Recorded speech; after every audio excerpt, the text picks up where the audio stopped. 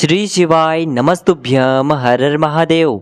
देखिए दोस्तों, आप सभी को पता है कि गुरुदेव की जो अभी कथा चल रही है श्री गो पितृ शिव महापुराण कथा दुर्ग छत्तीसगढ़ के अंतर्गत।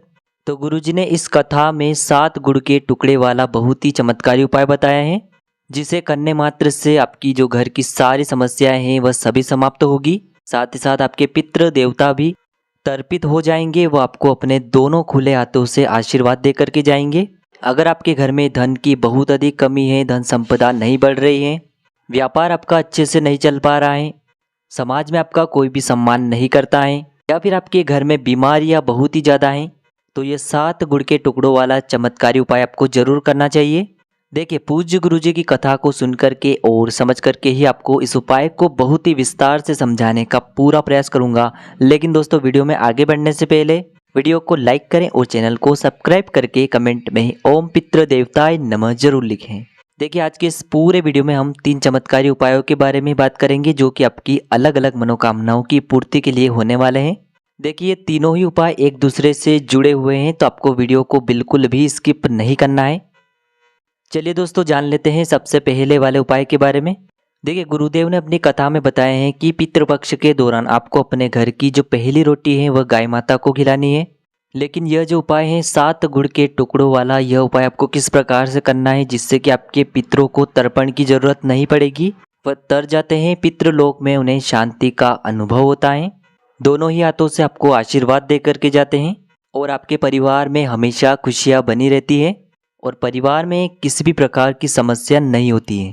देखिए दोस्तों, इस उपाय को करने के लिए सबसे पहले तो आपको एक रोटी लेनी है और गुरुजी ने इस उपाय को बताया है कि यह उपाय आपको सुबह 10 से 12 बजे के बीच में करना है। तो सबसे पहले तो आपको एक रोटी लेनी है, उस पूरी रोटी के ऊपर आपको घी का लेपन कर देना है, चोपड़ देना है। उसके बाद आपने घर में जो भी खीर मिष्ठान वगैरह आदि बनाए हैं तो उन्हें आपको उस रोटी के ऊपर रख देना है। देखिए, यदि आप खीर बना रहे हैं तो आपको गौ माता के दूध की ही बनानी चाहिए, सर्वोत्तम होता है। तो आपको एक रोटी लेनी है, उसके ऊपर आपको घी रखना है, साथ में आपको इस खीर को भी रख देना है। फिर आपको गिन करके 7 गुड़ के टुकड़े भी लेने हैं। गुड़ का अगर बड़ा टुकड़ा है तो उसके आपको छोटे छोटे 7 टुकड़े कर लेने हैं, लेकिन आपको गुड़ के 7 टुकड़े ही लेने होंगे। अब इन 7 गुड़ के टुकड़ों को भी आपको उसी रोटी के ऊपर रख देना है। अब इसी रोटी को आपको गौ माता को खिला देना है। देखिए, यह जो रोटी है घर की केवल स्त्री ही खिला सकती हैं, तो या तो बहू, बेटी या फिर घर की पत्नी ही इस रोटी को गाय माता को खिलाएगी। तो इस रोटी को आपको गौ माता को खिला देनी है। देखिए दोस्तों, गाय माता को जब भी आप रोटी खिलाएंगे तो एक विशेष प्रकार से खिलानी है। आपको अपने घर के मुख्य द्वार के बाहर गाय माता को बुलाना है और वहीं पर आपको यह रोटी खिलाना है।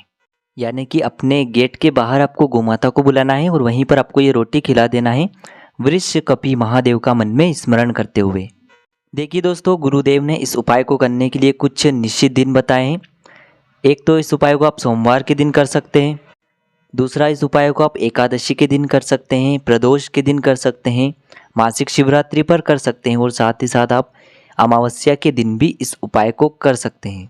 यह जो 5 तिथियां हैं आपके जितने भी पितृ हैं उन्हें तर्पित कर देती हैं और फिर उन्हें तर्पण की जरूरत नहीं होती है और आपके परिवार की हमेशा उन्नति होती रहती है। इन 5 दिनों में से किसी भी एक दिन आपको ये उपाय जरूर करना है। 5 दिन भी आप ये उपाय कर सकते हैं। तो गुड़ के 7 टुकड़ों वाला ये उपाय आपको जरूर करना है। देखिए दोस्तों, अब हम बात कर लेते हैं दूसरे विशेष उपाय के बारे में। अब दूसरा उपाय भी पहले उपाय से ही जुड़ा हुआ है। देखिए, जब भी गौ माता आपके घर के बाहर होगी और वह रोटी खा लेगी, अब देखिए दोस्तों, गौ माता जहाँ पर भी खड़ी होगी और उनके जो आगे के 2 पैर होते हैं, उनके नीचे की जो मिट्टी है वो आपको वहाँ से थोड़ी थोड़ी उठा लेनी है। अब जो आपने आगे की मिट्टी उठाई है उन्हें आपको अपने घर पर लेकर के आ जाना है। अब अगले दिन से आपको थोड़ी थोड़ी मिट्टी अपने नहाने वाले जल में, यानी कि आप जिस भी बाल्टी में स्नान करते हैं उसमें थोड़ी थोड़ी मिट्टी डाल लेनी है और आपको इससे स्नान करना है।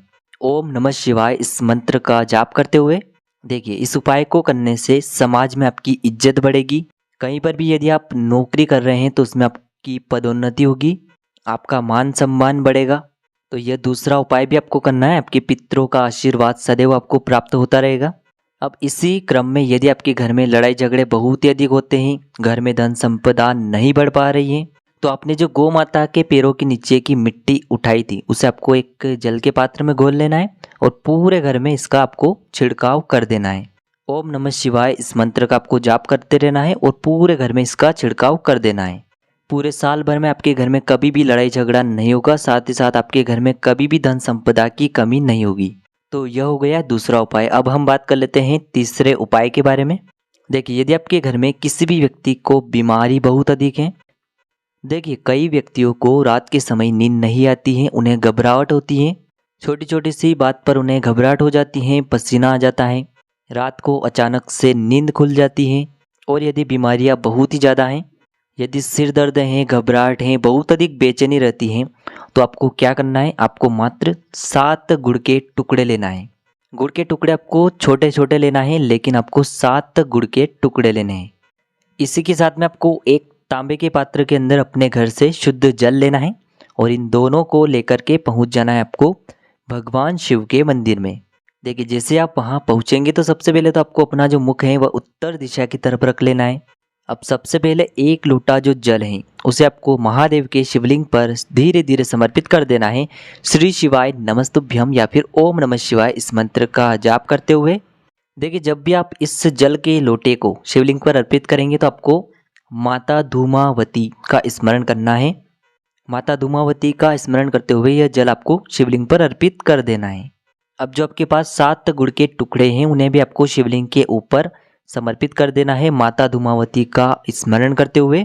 और शिवलिंग के सामने बैठ करके आपको आपकी जो भी मनोकामना है, जो भी आपकी बीमारियां हैं, उन्हें दूर करने के लिए आपको प्रार्थना कर लेनी है। अब दोस्तों, प्रार्थना करने के बाद ये जो 7 गुड़ के टुकड़े आपने शिवलिंग पर अर्पित किए हैं उन्हें आपको वापस से उठा लेना है और इन्हें लेकर के पहुंच जाना है आपको अपने घर पर। फिर दोस्तों, आपको 7 दिन तक लगातार भगवान शिव के मंदिर में जाना है।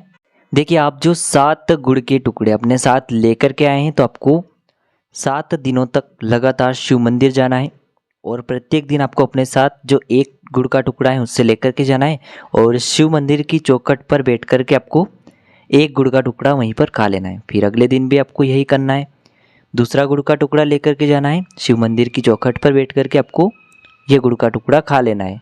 तो 7 दिनों तक आपको 7 गुड़ के टुकड़े इस प्रकार से शिव मंदिर की चौखट पर बैठ कर के खा लेने हैं।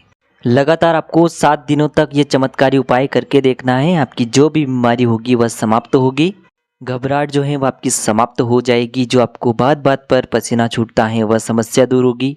तो जो भी व्यक्ति महादेव जी पर भरोसा रखता है और पूरे तन मन धन के साथ इस उपाय को करता है उसकी सारी कामनाएं परिपूर्ण होती है, शरीर की सारी बीमारियां दूर होती है। गुरुजी ने कहा है कि जब भी आप ये उपाय करेंगे तो पूरे तन मन और धन के साथ आपको ये उपाय करना है और महादेव पर आपको अपना पूरा विश्वास रखना है, तभी जाकर के आपका यह उपाय सफल होगा। अगर आप विश्वास रख करके इस उपाय को करेंगे तो आपको बहुत ही अधिक फल प्राप्त होगा। इस प्रकार से आज के इस वीडियो में हमने आपको गुरुजी की जो कथा में बताए गए नए उपाय हैं वो बताने का प्रयास किया है। यदि आपको उपाय से जुड़े किसी भी प्रकार के सवाल हैं तो कमेंट में पूछ लें। उपाय को करते समय आप किसी भी प्रकार की गलती न करें। श्री शिवाय नमस्तुभ्यम। हर हर महादेव।